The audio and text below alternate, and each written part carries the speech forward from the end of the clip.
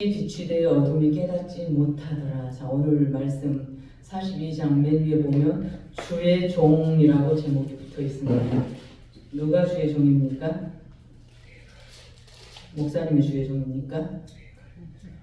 주님이 주인 된 자가 주의 종입니다. 여러분 마음에 주님이 주인이시면 여러분이 주의 종입니다. 주인이 주님인 사람을 주의 종이라고 합니다. 자, 예배, 누구를 의식하면서 누구에게 예배하십니까? 예배를 영어로 워십이라고 해요. 워십. 이 예배를 영어로 풀어보면 하나님께 영광 돌리는 것 또는 하나님께 전심으로 찬양, 찬송 올려드리는 것을 워십이라고 합니다. 우리의 예배 자세를 말씀하십니다. 다시 말하면 이 워십 예배의 자세는 흠모하는 것을 예배라고 합니다. 열렬한 사랑을 예배라고 합니다. 종이 주인에게 땅바닥에 납작 엎드려 그 발에 입맞추는 것을 워십이라고 합니다. 최고의 가치를 만나 그 가치에 합당하게 섬기며 그 발 아래 납작 엎드려 복종하는 것을 워십 예배라고 합니다. 그러면 어떤 마음으로 우리가 예배를 드리고 어떤 마음으로 찬송을 하셔야겠습니까? 예를 들어 부활주일 주님께 영광 다시 사신 주 이런 찬송을 하면서 막 눈물 질질 흘리고 찡찡하고 울면서 하면 안 된다는 것입니다. 그렇죠. 무덤에 머물러 예수 내 구주 이런 노래를 할 때는 굉장한 기쁨과 승리의 찬양이에요. 반면에 지금 고난의 노래를 부를 때 웃으면서 부르는 것, 또 미소를 때 이것도 안 된다는 거예요. 워십은 납작 땅바닥에 엎드려 하나님 발 아래 복종하는 것은 워십이라고. 누구를 의식하면서 예배하십니까? 주님께서는 오늘 이 7절 눈먼 자들의 눈을 밝히며 갇힌 자를 감옥에서 이끌어내며 흑암에 앉은 자를 감방에서 나오게 하려고 이 땅에 오셨는데 그 조건으로 우리 한 사람 한 사람을 부르셨습니다. 오늘 이사야서 42장 1절 한 절만 함께 읽어보시겠습니다. 시작. 내가 붙드는 나의 종 내 마음에 기뻐하는 자 곧 내가 택한 사람을 보라. 내가 나의 영을 그에게 주었은즉 그가 입안에 정의를 베풀리라. 정의와 공의가 흐르는 사회를 우리 모두 꿈꾸시죠. 사회 전반적인 모든 분야가 성장하고 매우 빠르게 급성장하고 있어요. 그러나 유독 정치만 후퇴하는 것 같은 느낌을 뉴스를 볼 때마다 우리 느낍니다. 우리와 하나님 사이의 정의가 무너졌을 때 우리는 어떻게 정의를 회복할 것인가? 하나님과 내 사이의 정의가 무너졌을 때 무엇으로 회복할 수 있습니까? 십자가밖에 없습니다. 십자가만이 브릿지 역할을 할 수밖에 없습니다. 다른 것은 없나니 아무것도 없습니다. 십자가 그 아래 완전히 나를 내려놓고 완전히 내가 죽었을 때 정의를 회복할 것입니다. 이것이 하나님께서 오늘 우리에게 주시고자 하신 말씀입니다. 죽을 만큼 힘드십니까? 못 견디게 힘드십니까? 죽으십시오. 우리 죽으십시다. 나 자신이 살아있기 때문에 힘든 거예요. 내가 살아있고 내 육이 살아있고 내 영이 살아있고 내 자존심이 살아있기 때문에 힘든 것입니다. 못 견딜 만큼 우리 죽으십시다. 우리 십자가 그 아래에 죽으십시다. 사순절 이 고난의 시간에 우리 죽으셔야 합니다. 그래서 하나님 지금 제 마음을 누구누구 문제로 어떤 문제로 자식 문제로 동료 문제로 직장 문제로 가득 차 있는 이 문제로 가득 차 있는 내 마음을 십자가 그 아래에 내려놓습니다. 고백할 때 그 마음은 하나님 앞에 완전히 죽게 되고 그 죽은 마음을 통해서 하나님께서 나에게 들어오신다는 것입니다. 내 자아, 내 의지, 내 모든 이성이 완전히 죽었을 때 하나님께서는 내 안에 들어오신다는 것입니다. 하나님과 우리와의 정의가 회복되는 것입니다. 내가 죽음으로 인해서. 이것이 기독교의 모토 자기 부인입니다. 누가복음에 보면은 더러운 귀신이 사람에게서 나왔어요. 쫓아내니까 나왔어요. 그래서 어디로 사람에게서 나온 이 더러운 귀신이 어디로 다닙니까? 우리 장집사님 옛날에 저한테 몇 번 질문해서 제가 여러 번 설명해 주세요. 어디로 다녀요? 물 없는 이 물이 뭐라 그랬어요? 성령. 물 없는 곳으로 다녀요. 어디가 살만한가 보자. 누가 문을 열고 있나 보자. 성령이 없는 곳. 물 없는 곳으로 쏙 들어갑니다. 그리고 그 귀신을 다 쫓아냈어요. 깨끗이 청소를 했어요. 안수도 받고 축기 기도도 받고 해서 다 쫓아냈는데 성령 예수의 영으로 채워놓지 않으면 동료 7 귀신을 데리고 다시 들어옵니다. 아야야 거기 깨끗하게 청소됐어. 너무너무 좋아. 빨리 와. 물이 없기 때문에. 이 귀신이 물 없는 곳으로 돌아다닙니다. 부디 구하옵기는 우리 시간 우리 가운데 성령께서 임하시기를 간절히 원하지. 오늘 1절 내가 붙드는 나의 종 내 마음에 기뻐하는 자 내가 택한 사람을 보라. 내가 나의 영을 그에게 주었은지 그가 이방에 정의를 베풀리라. 이 정의. 자, 정의가 무엇입니까? 기차 운전 기관사가 기차를 몰고 KTX를 몰고 서울을 가고 있는데 이 철로에서 5명의 인부가 일을 하고 있어요. 이제 나름 발견을 했는데 브레이크를 잡을 수도 없어요. 잡아도 이미 때는 늦었어요. 그런데 옆으로 이렇게 그 회선이 연결되어 있는데 이쪽은 1명만 있어요. 여러분은 어디로 가셔야겠습니까? 최대 다수가 최대 행복한 것이 민주주의, 공리주의의 원칙이죠. 그러면 5명을 밀고 가야겠습니까? 1명 있는 대로 내가 얼른 노선을 돌려야겠습니까? 이거는 사회적인 공리주의일 뿐이에요. 그렇죠. 5명을 죽이는 것보다 1명 죽이는 게 낫겠지. 뭐 예를 들어 태평양 바다에 3명이 빠진데 어린아이와 노인과 뭐 유명인사, 사회적으로 꼭 필요한 사람 유명인사가 있는데 누구를 건져야 되는가? 무엇이 정의인가? 무엇이 공의인가? 우리 인간의 정의가 완전하지 않다라는 거예요. 우리 가운데 정의가 없는 것은 당연하다라는 것입니다. 자, 인간의 한계 넘어서는 완전한 정의, 하나님이 원하시는 완전한 정의는 무엇이냐 그거예요. 지금 41장 지난 시간까지 이스라엘 백성이 바벨론 포로 생활을 했어요. 그 바벨론 포로 생활을 누구를 통해서? 고레스, 바사왕 고레스, 이 페르시아 고레스 왕을 통해서 그걸 해방시켜 주지 않습니까? 여호와의 영이 거하는 그 왕을 통해서. 그러나 이제 오늘 42장은 주의 종 메시아, 우리에게는 주의 종, 이 완전한 구원자 메시아를 이제 보내셨다는 것입니다. 이사야서는 66장까지인데 39장과 40장부터 이렇게 나뉜다 그랬죠. 구약, 신약. 그래서 이제는 회복 추세예요. 오늘 42장은 완전한 회복을 말합니다. 그래서 이제는 완전한 구원자 메시아를 보내셔서 죄의 포로 된 당신의 자녀들 우리를 구원하고 자유케 하시겠다는 약속입니다. 구원하고 자유케 하시겠다는 약속. 창세기에서 하나님께서 분명히 말씀하시죠. 여자의 후손이 사탄의 머리를 짓이기고 박살내고 사탄을 멸하고 구원하겠다. 여자의 후손은 누구입니까? 예수 그리스도. 사탄의 머리를 짓이기고 박살내고. 그래서 우리가 불의 죄에 대한 심판을 하나님은 우리에게 쏟지 않으시고 당신의 아들을 보내셔서 여기다가 죄를 전가하셔서 여기다 이 죄를 싹 그 구약시대 제사 짐승에다 전가하듯이 싹 전가시키셔서 우리를 구원하셨다는 메시아에게 우리에게 우리 죄값을 쏟아붓지 않고 메시아에게 싹 전가시키셨다는 거예요. 그래서 저와 여러분을 살려내셨다는 것입니다. 이것이 십자가의 예수 그리스도가 죽음으로써 정의를 세워가시는 것입니다. 이것이 하나님의 정의입니다. 우리가 말하는 5명을 살리는 것이 1명을 살리는 것보다 낫고 뭐 좀 더 가치 있는 사람을 살린 것이 낫고 이거는 사회적인 정의와 공의예요. 주님께서 말씀하시는 정의, 하나님의 공의는 이것이 아니라는 것입니다. 하나님의 공의는 하나님과 나 사이에 이물질이 없는 것이 하나님의 정의예요. 그렇게 한 마음이고 한 몸이고 한 뜻이고 같은 영을 가졌고 같은 신앙을 가졌고 같은 결을 가졌던 좋은 관계가 언제 무너집니까? 언제부터 어그러져요? 이물질이 끼어들면 어그러져요. 그 이물질이 끼어들면. 그래서 저 여자가 먹으라고 해서 먹었어요.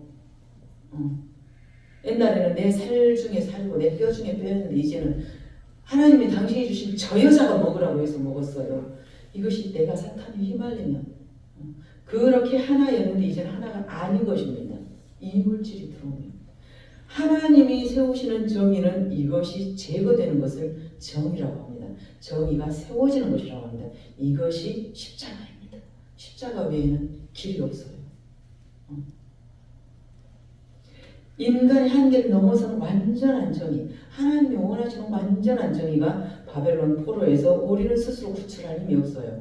죄와 흑암의 종노릇에서 우리는 스스로 나를 구원할 힘이 없어요. 그래서 고레스 바벨론 왕을 사용하신 것처럼 이제 완전한 구원자 메시아 예수 그리스도를 보내셔서 저와 여러분을 구원하셨다. 이것이 42장입니다.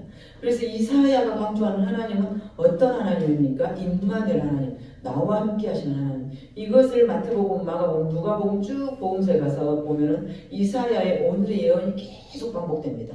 계속 반복돼요. 그래서 3절에 보니까 상한 갈대를 꺾지 아니하시고 꺼져가는 등불도 끄지 아니하시고 정의와 공의를 행하시는데 우리 같으면 상한 갈대는 얼른 꺾어버려야죠. 다른 것에 방해되지 않게. 이미 꺼진 불은 그냥 끝난 것 아니겠습니까? 그런데도 놔두신다는 것입니다. 그리고 오늘 팩트가 7절. 이 7절의 일을 하시고자 메시아를 보내셨습니다. 7절 한번 읽어보시겠습니다. 시작. 네가 눈먼 자들의 눈을 밝히며 갇힌 자를 감옥에서 이끌어내며 흑암에 앉은 자를 강가에서 나오게 하리라. 8절. 나는 여호와이니 이는 내 이름이라. 나는 내 영광을 다른 자에게 내 찬송을 우상에게 주지 아니하리라. 우리가 아십니까? 예배하는 가운데서도 사탄이 가르쳐서 이걸 영광 받아버리는 것. 얼마든지 그래요. 나는 하나님께 찬송 올리지만 사탄이 가르치는 것 비일비재합니다. 우리가 드리는 모든 것들이 하나님께 오롯이 그대로 올라가면 좋겠지만 그렇지 않는다라는 거예요. 그래서 물 없는 곳을 찾아다니며 성령이 있지 아니한 곳을 찾아다니며 문 열어놓고 마침 사탄이 살기 좋은 온도를 적절하게 유지하고 있으며 이거는 절대 우리가 안 된다는 것입니다. 우리의 불의 죄에 대한 심판을 우리에게 쏟지 않으시고 예수 그리스도를 보내주신 하나님의 이 은혜, 그래서 그 반드시 십자가 은혜를 우리는 의지하지 않으면 이 땅에 정의를 세울 수 없다는 것입니다. 하나님과 나 사이에 이물질이 없어지는 것, 이것이 정의를 세우는 거예요. 이것이 우리와 하나님 사이에 정의가 무너졌을 때 우리는 어떻게 정의를 회복할 것인가? 십자가 그 아래, 그 이물질을 제거하는 것은 십자가 아래 내가 완전히 죽은 것. 그래서 아까 말씀드렸던 죽을 만큼 힘드십니까? 못 견디게 힘드십니까? 우리 죽으십시다. 우리 죽으셔야 됩니다. 그런 사순절입니다. 지금 하시라도 깔깔 소리내서 웃기조차도 죄스러운 사순절입니다. 우리 예수님께서는 가룟 유다가 당신을 팔 것을 다 알아요. 그 돈께다 같이 손 넣을 때 네가 나를 팔 것을 이미 아셔요. 그런데 끝까지 품고 가십니다. 네가 나를 팔아 넘길 것을 아셔요. 그렇지만 내색하지 않습니다. 하나님, 지금 제 마음이 무슨 문제로 가득 차 있습니까? 십자가 아래 내려놓습니다. 고백할 때 그 마음을 하나님께 완전히 죽여 놓을 때 그 죽은 마음으로 하나님께서 나에게 들어오신다는 사실, 하나님 우리와의 정의가 회복되는 방법이 그것이라는 것입니다. 예수님의 십자가는 하나님과 나 사이에 깨어진 정의를 회복시키는 유일한 도구입니다. 유일한 도구. 이 메시아가 하실 일이 정의를 세우는 것, 하나님과 나의 관계를 회복시키는 것. 그래서 화목제물로 오셨다 그래요.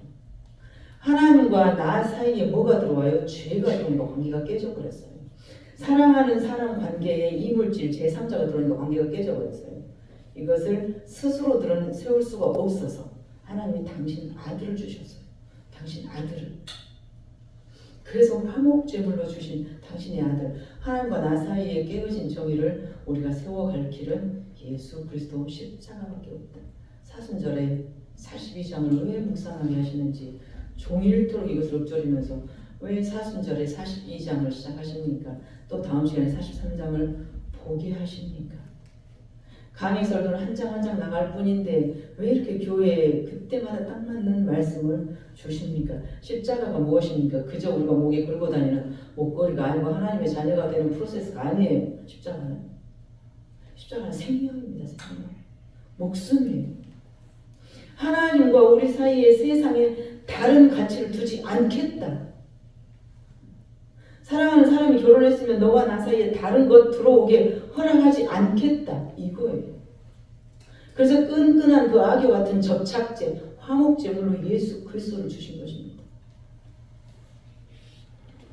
모형이 아니고 어떤 액세서리가 아니고 프로세스가 아니에요. 십자가는 그냥 이런 과정으로 가기 위한 과정이 아니라는 것입니다.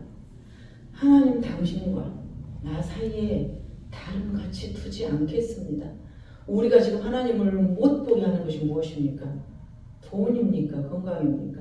자식입니까? 단언컨대 저도 한 10여 년 전까지는 자식이었습니다.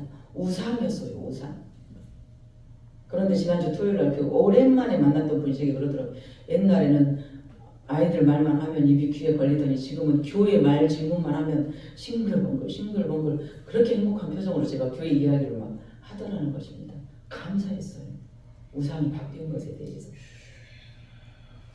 나면서부터 소경된 자, 안진뱅이, 중풍병자가 병 고침을 원해. 우리는 동문서답이라고 그러죠. 그들이 주님 앞에 나와서 주님, 저는 나면서부터 소경된 자, 안진뱅이고 중풍병자, 제 병을 고쳐주십시오. 병 고침을 원했는데 예수님께서 그들에게 주신 답은 이 사람만 네 죄 사함을 받았느니라. 우리가 원하는 것은 돈이고 우리가 원하는 것은 직장 출세고 명예고 자식이고 이 세상의 모든 것들 우리가 원하는 것은 그런데 하나님은 네가 나 사랑하니를 묻고 있는 거예요. 그래서 동문서답하셔 예수님께서는 나면서부터 소경된 자, 안진병이자 중풍병자가 병고침을 받기를 위해서 주님께 저의 몸을 고쳐주세요. 저의 병을 고쳐주세요. 우리 주님께서 이 사람아 네 죄사함을 받았느니라. 소녀야 일어나라. 네 자리를 털고 가라. 네 죄사함을 받았느니라. 무엇이 먼저라는 거예요? 죄사함이 먼저라는 거예요. 죄사함이 먼저라는 거야. 나는 받을 것이 있어서 하나님께 날마다 밀당하고 기도를 하지만 우리 주님께서는 죄사함 물 있게 해. 성령이 네 안에 거하게 해. 오직 하나님 외에 누가 능히 죄를 사하겠느냐 바리새인들이 그러죠. 신기하다 그러죠. 주라고 하면 주라고 하는 거 주면 되지 무슨 죄를 사해 준다 그래요. 예수님을 만난 제가 지금 다시 사복음서를 달달 아주 먹어버려야지 작정을 하고 달달 외워버려야지 어떤 그런 비장한 각오가 얼마 전부터 서더라고요. 어떤 도전을 받았던지. 예수를 만난 그들 자 인생에서 가장 가치 있는 것을 만났으면 여러분들 다 놓고 오실 수 있지 않겠습니까? 다른 것 이전 것 다 놓고 갈 수 있지 않겠습니까? 저는 그걸 발견했어요. 베드로 뭐지요? 다 놓고 베드로는 아버지와 그물을 던져두고 예수님을 따라갑니다. 자, 아버지는 혈육이에요. 혈육. 부부보다 더 가까운 끊을 수 없는 혈육. 근데 아버지와 또 그물은 생계, 직장, 먹고 사는 내 지금 목구멍 포도청 생계. 이 상징어예요. 아버지와 그물을 던져두고 예수를 따르더라. 오늘 누가복음에서는 레위, 세리, 레위 이 레위도 다 버려두고 일어나 따라가더라. 다 버려두고 일어나서 따라가더라. 가장 귀한 것을 만나면 지금까지 가지고 있던 거 아무것도 아니에요. 아무것도 아닙니다.